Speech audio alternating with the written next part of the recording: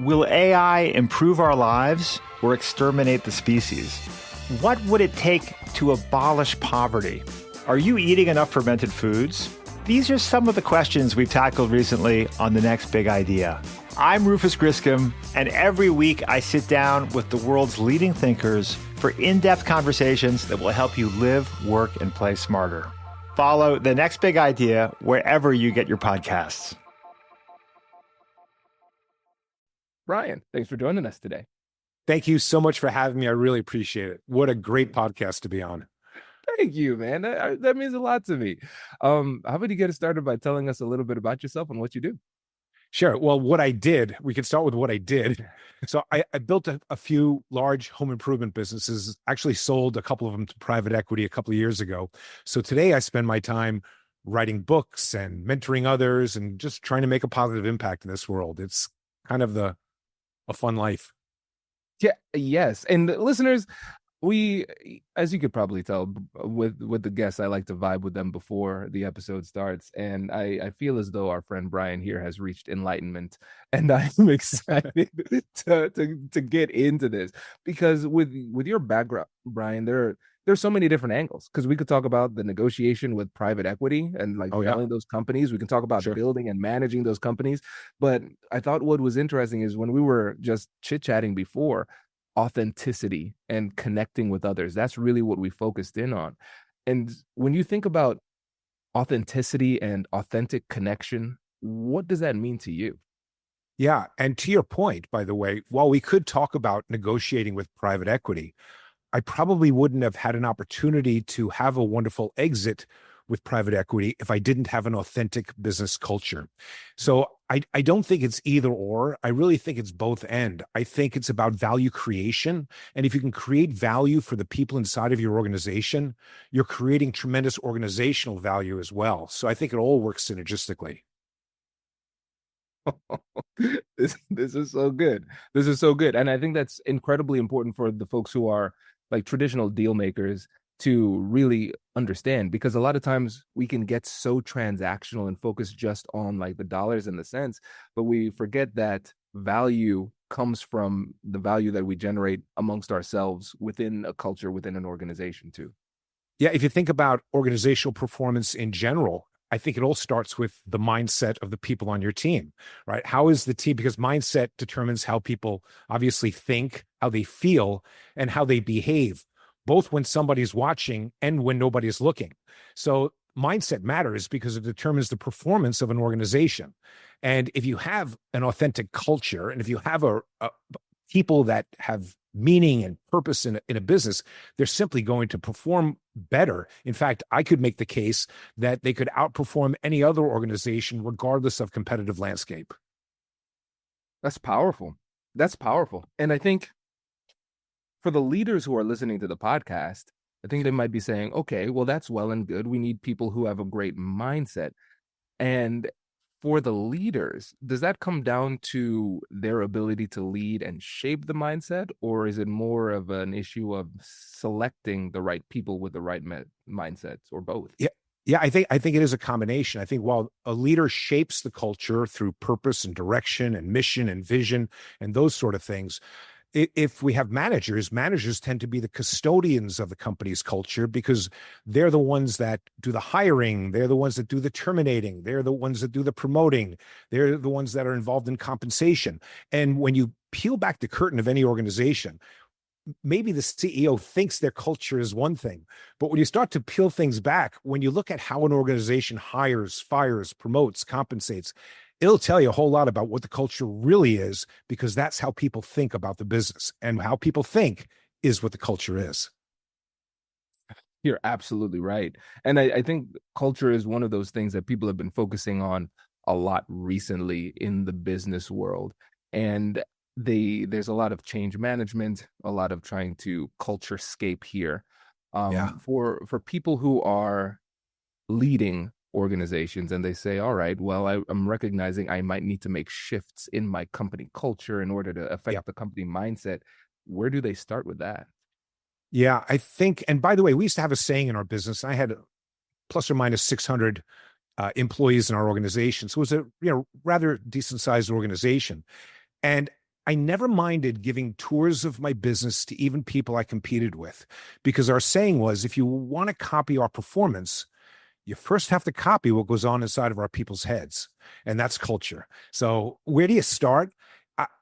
If I could tell you a story. So I live in Wisconsin during the summer, and everybody in Wisconsin has a Harley Davidson. And I love hopping on my Harley Davidson and driving up some country road. I don't like to go fast. I don't go on highways, but I like wandering up a country road. Sometimes I'll go halfway up a road. I don't like it. I'll turn around. I'll go back down. I might pull over and smoke a cigar, get back on my motorcycle and go. And you know what? That's all fine when it's just me. But imagine if I have 20 other Harley Davidsons following me. And they didn't know where they were going. We're going halfway up this road. Now we're turning around. Now we're stopping. And I would drive everybody crazy. They would never want to follow me.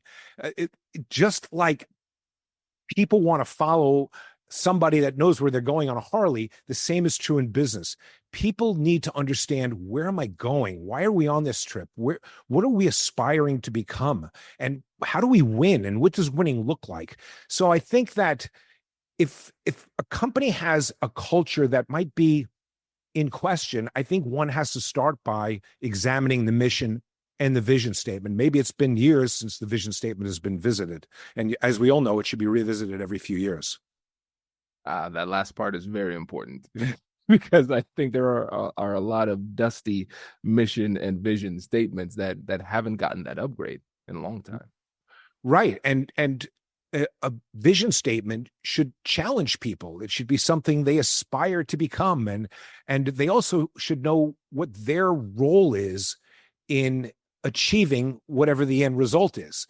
And that's when use the word authenticity before. That's where authenticity comes from, right? It comes from people really having meaning and purpose inside of the business, something that isn't artificial. It's not some slogan on a wall, but it's something that people feel like they become, they feel they're better people because of what they're doing during the day.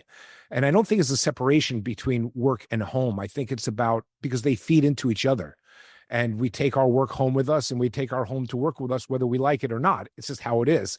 So, we should be, people deserve to have purpose, and it makes us better people even at home. I agree 100%. And I don't want to gloss over this too, because I think mission and purpose, those are things we hear a lot. But Right. when you think about that, what do those two terms mean to you within the culture of an organization? Yeah.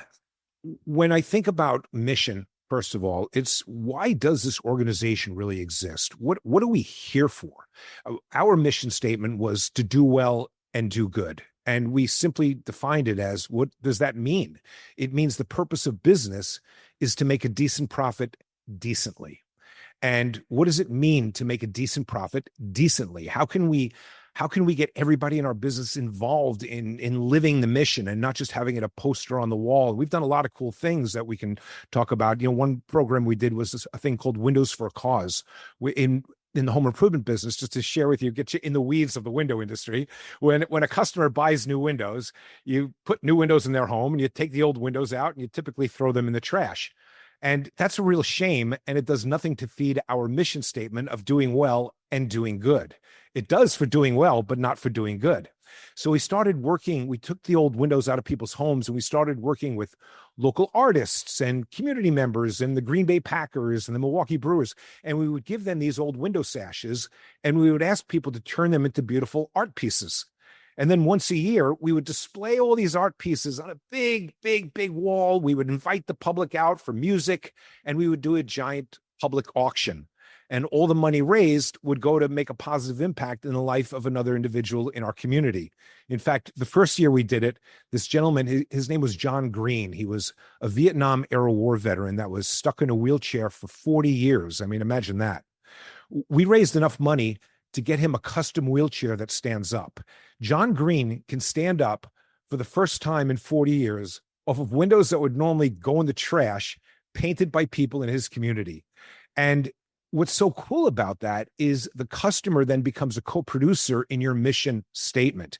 And when you can make the customer a co-producer, then I think it's like 1 + 1 = 10. That's incredible. The synergy is outstanding. And I think that's a really, really great, tangible example of how you can both check that box of doing well in the business, but also doing good work in the community. Right. And it's available to everybody in the business. If you think about it way deep into the organization, the installer has to do a great job taking out the window carefully because they know this window can make a difference in somebody's life. The salesperson needs to do a great job earning the customer's business because they know those windows can make a difference in someone's life. All through the organization, everybody gets to participate and own a piece of the mission statement of the business. And that is authenticity. Oh, that's powerful because you get more buy-in for this. I think a lot of times people can kind of check that box and say, all right, I did my job. I did it. I did an okay job, and that was good enough. And I could kind of peace out after that. But what you've done here is by creating this nexus between not only the fundamentals of the business, but also community development, people care a lot more.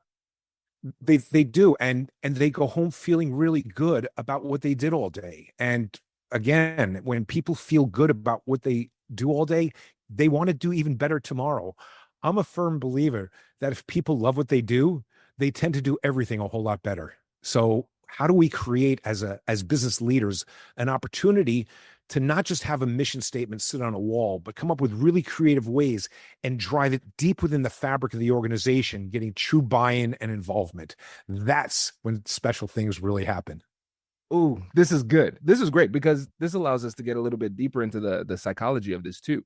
Because when you think about traditional negotiations, a lot of times it can be very transactional, and the only thing keeping this deal together is the financial benefit to each party and then the consequences of contract breach. But the more you can get somebody to buy in and truly believe in the meaning, the meaning of the contract and like what it actually means beyond the dollars and the cents, now this is a contract that is more self-enforcing. You don't need all these mechanisms of legality in order to enforce the contract. People want to be in it. And here, with what you've done with your organizations, is you've tapped into intrinsic motivation versus extrinsic motivation. Extrinsic motivation is like, it's just on the outside, money coming in, that's why I do this thing. But if there's intrinsic motivation, now they truly want to do it. So there's less of a monitoring cost for the managers to actually make sure and patrol to make sure that everybody's doing what they need to do. But then also there's going to be greater levels of productivity, which allows people to perform at a higher level because they genuinely want to do well. Yeah, and it's available to everybody. It's not just for a limited class inside of the business. Because I think there was a time when we would make a donation to a good nonprofit, but I would write a check and it would feel like it was just going in a river and it was gone and I never could see the results of it.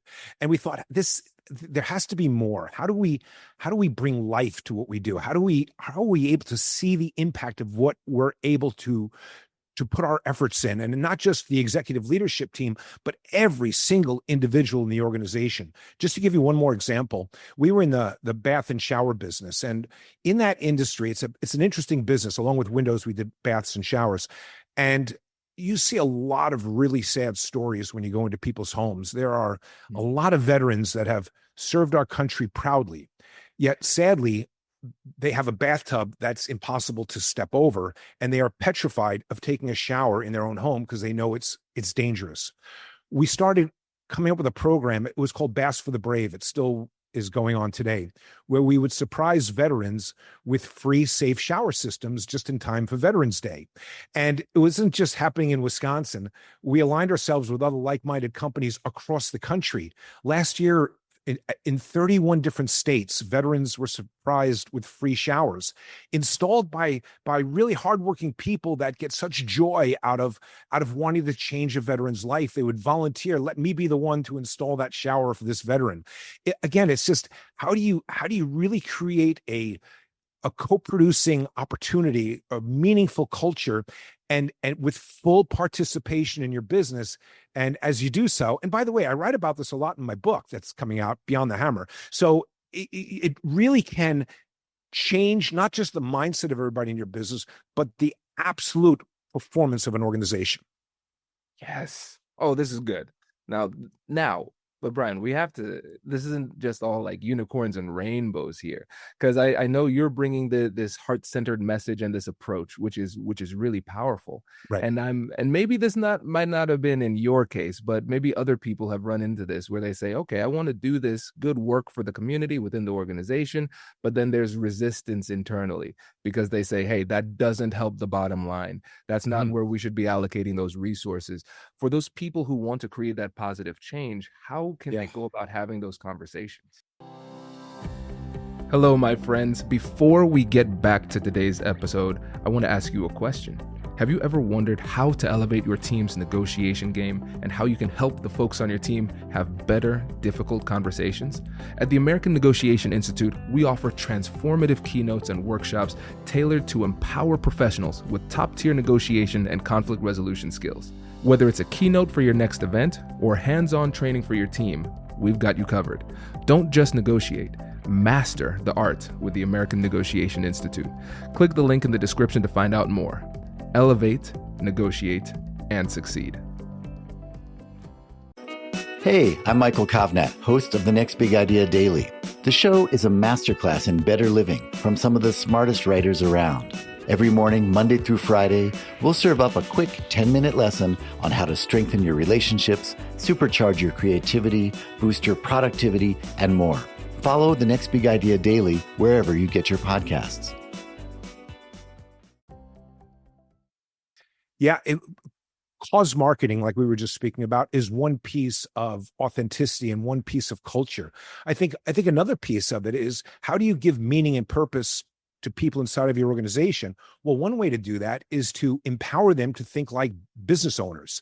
And the reason why I think a lot of companies are somewhat hesitant to invest in certain things in their business. And it could be, by the way, it could be the business owner that has 1, 2, or 3 employees, and they know they need to hire somebody else, but they're afraid to because they know that person's going to be expensive. And what if business isn't good next month or next year? And now they have all this overhead, or who's going to train them, all of these things.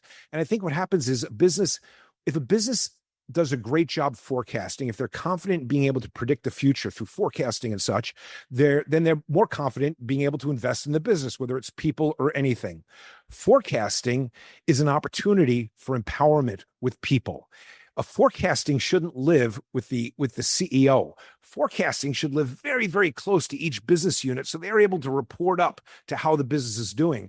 It's a form of empowerment. It's a form of confidence, and it's also super important, in my opinion, in having an authentic culture, because people understand, wow, I know my business really well. As people know their business really well, the CEO is more likely to invest in things that make a positive impact in the community because they know the bottom line is going to come through. Oh, there is so much to explore with that response, Brian. This is great because essentially we want people to think like business owners. And the terms that come to mind with that is it's ownership, but then also accountability too. So it's like I'm not just coming to a job, clocking in, clocking out. I'm owning this business unit. I am responsible for it. And so what I'm realizing is that when it comes to everything within the business, whether it's you trying to negotiate for a promotion or you trying to negotiate for a greater impact in the community, you're not going to be in a good position and you won't have any leverage to make that request unless you're doing an exceptional job in your business. It certainly does put you at an advantage when trying to ask for a raise or something like that, right? And look, I think as a business, you have to decide, as you want to grow your business, how do we grow? Do we want policies to guide our decisions? Do we want mistakes to be punished because it's all about the policy? Or do we want to have an environment of empowerment where we understand mistakes might happen, but it would be indecision that's frowned upon? And it's okay to be wrong, just don't be wrong for long. I mean, you can make a mistake, just get off of a bad mistake. But if we don't give people an opportunity, you've heard the expression, it's okay to fail. I mean, it is. And it's hard. I get it. It's hard for a small business owner to release control when it's their business and livelihood and retirement, and it's their money on the line. It's really difficult to say, I want to empower people. But I think empowerment happens in little steps. If you choose to empower people, then you have to say, what business are you really in? And, if you would have asked me when I first started my business back in 2009 on a plastic folding table with $3,000 in cash, I would have said we were a construction company. If you'd have asked me, I don't know, 8 years ago, I would have said, well, we're a sales and marketing company that happens to be in home improvements. But the truth is, we were a training organization.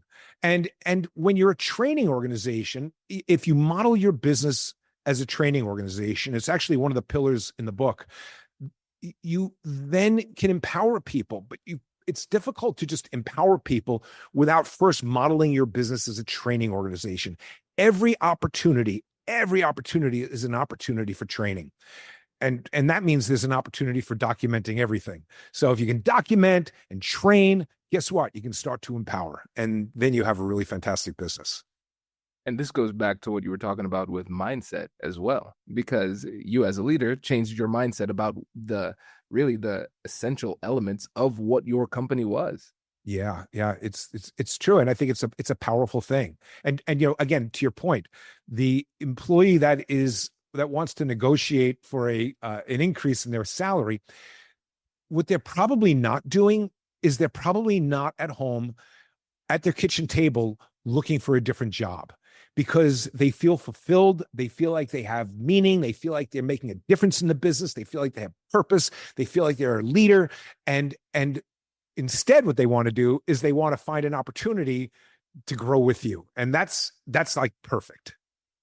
And it's such a completely different mindset, because I think in a lot of other organizations, it's seen as an antagonistic type of thing, a tug of war. I want more value for what I'm giving the company, and the company does not want to give me more value. And so the company is often thinking, how can I get as much as possible from my team while paying them as little as possible? But here again, we're bringing that whole win-win mentality into this.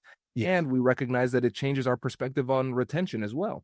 100%. Well, look, I'll give one nugget to your listeners or viewers. If you're struggling with high turnover, most businesses that are of any kind of a size have what's called an exit interview. When the employee is leaving, they ask them a bunch of questions, and the exit interview is like an autopsy. It's like too late; they're already gone. And my suggestion is, don't do an exit interview. How about a stay interview? While they're working there, let's ask them some questions. What makes you want to come to work every day? What would make you one day want to leave? What is one thing the organization is doing wrong? What do you need out of your leader that you're not getting? Those 4 questions, the stay interview, can really give you great insight on the culture of your business, the mindset of your team, and the true needs of the people that you work with. Brian, when we were chit-chatting before, one of the things you said is that you wanted to make it practical. And this has been, and continues to be, I'm not letting you go yet. This continues to be incredibly practical, because again, we can see how these small tweaks that we can make will pay massive dividends down the road as it relates to really the relationship that we are continuously cultivating with the folks on our team. So this is incredibly powerful. Yeah. And I think what happens, I think the risk for a lot of business leaders is that as an organization starts to grow and you start to add layers and layers and layers to an org chart, what happens is the CEO gets further and further and further away from the customer. Right. And so sometimes decisions can get made in an ivory tower. So another form of empowerment is, how do you listen to those that are closest to the customer? And by the way, not just give them a voice, but give them a megaphone, because when people that are closest to the customer, they're going to know where the organization is getting it right and getting it wrong, and often have a better solution because they're very, very close to the customer. And again, authenticity, importance of culture. These are the things that people care about. People want to feel heard. They want to feel like they make a difference. They want to feel that their voice matters. And these are the things, when we talk about authenticity, it's just simply real. And it's real that people want to feel heard. You're spot on. I mean, it goes down to validation and respect, really, because the people feel appreciated there. That's right. And when people feel appreciated, again, they're probably not applying to your competitor. They're in it with you. I heard this saying, and I don't know who said it, but it was, if you want to build a mighty ship to sail across the ocean, don't just hire a whole bunch of people and teach them how to swing a hammer. First, get them to yearn for the open sea, and they will build a more magnificent ship than you could ever imagine.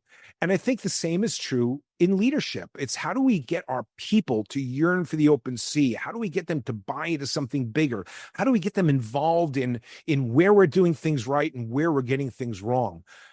Toyota, by the way, it's interesting. They do a thing, it's called an andon cord.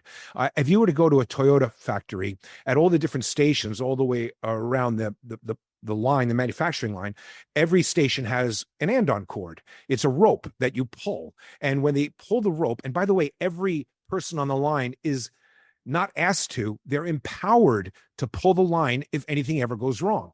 And when they pull the line, the entire line stops. So maybe somebody on the line is trying to, I don't know, screw in a headlamp on a car and the screws aren't lining up. They'll pull the andon cord because they realize that it's probably not a problem here. The problem is earlier on in the production line. So the people are empowered to solve the problems. Giving your people closest to the customer a loud voice is giving them an andon cord. And we want our people to have an andon cord because it's empowering, because it helps them solve, it helps you as a leader create a better business. And you know what? That's not a bad thing. I agree. It's not a bad thing, and the process can be very scary too. That's right. For sure. That's right. And so for those leaders, when it comes to that fear of letting go, because we've talked about empowering your team, getting them to get a sense of ownership, and encouraging them to make decisions and let their voices be heard, there might be some leaders who might feel as though the power that they had within the organization is slipping through their grasps. And so what would you say to that leader to help them feel a little bit more comfortable and confident with this method of empowerment? Yeah. So if we're going to empower others, right, we have to train them for sure. And often what happens in businesses is, if you're hiring a new salesperson, you probably train them for a couple of weeks before you let them talk to a customer. If you're hiring somebody else, and maybe in your call center, you probably train them for a week before you let them talk to a customer. But what often happens is a manager gets stuck into a role without any real training at all. It's just more out of need. Oh, you have the most experience, I'm going to make you a manager. And that can often be a train wreck. Yeah, I think 60% of US adults leave a job because of a manager. And, managers get a bad rap that way because, in fact, they just weren't trained and developed. So how does a leader let go a little bit and empower their managers? I think it's about understanding that managers need, first of all, it's not a leader or a manager. Sometimes it's the same person. It's just two different hats, right? Sometimes we have to wear a manager hat where we're navigating the day-to-day complexities inside of the business. And sometimes we have to wear a leadership hat where we're actually trying to drive change in human behavior, change in everything. But to do both of those things effectively, whether it's us or somebody else in that role, they need both levers of influence and levers of control. And a business can't just be all rah-rah. I think about it like, I heard your TED Talk, and I know you have at least one kid, but how many kids do you have? Now it's two. Okay, so all right. So let's just pretend for a moment that you have your two kids are going to have a giant party in your backyard, and you're inviting all the neighborhood kids over, and you've got like 50 kids in your backyard. You probably need a fence around the backyard, or you're not going to be parent of the year as they run off and run across the street, right? So the fence acts as a lever of control. Like at a party, you need a fence. A business needs a lever of control. It needs something to frame out where the stopping points are. But if you only had a fence around your backyard and had all the kids over and nothing for them to do, it would feel more like a prison. So you also need levers of influence. You need a bouncy house, you need a swing set. So a business needs both levers of influence and levers of control. The managers need that. And when you teach the managers, when is it time to use your control to put your management hat on? When is it time to use your influence to put your leadership hat on? What are the tools to do that? Well, again, I think then an owner can start to step back more and more and more, because the odds are they'll probably do a better job than the owner can themselves because they're so busy doing everything else. incredible. And Brian, with that, you just helped me to understand why Dominic's birthday party last month was so chaotic. I appreciate that.